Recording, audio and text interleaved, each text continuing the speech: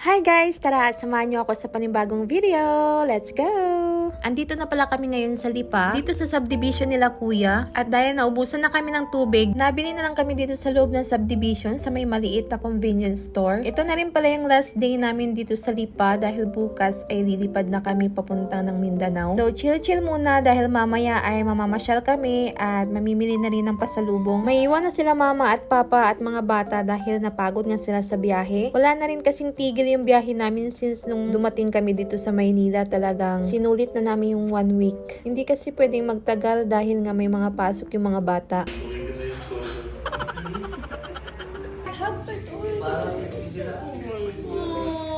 Si Tita Farah kay friend sila.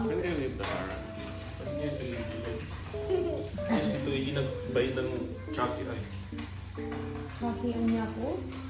Chucky niya ko. For bag. Bago bumili ng pasalubong ay may nadaanan ako nagbebenta ng fish cake saka ng tteokbokki. Hay nako, natakam na naman ako. Yung kakakain mo lang sa bahay pero na nakakita ka ng mga paborito mo. Hay nako, ginutom na naman ako.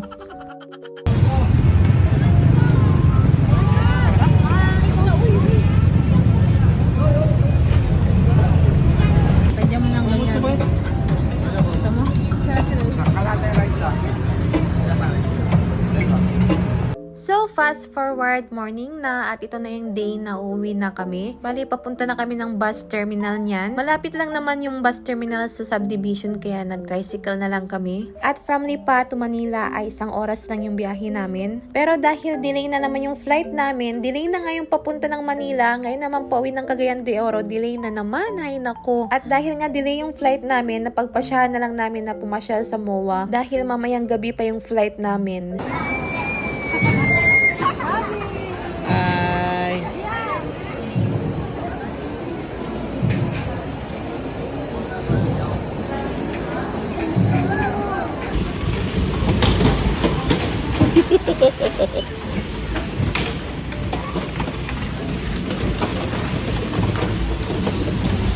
And fast forward, ito na at nakasakay na kami ng eroplano sa wakas. Pauwi na kami ng Cagayan de Oro. Kaya hanggang dito na lang muna yung vlog guys. Thank you for watching. Bye!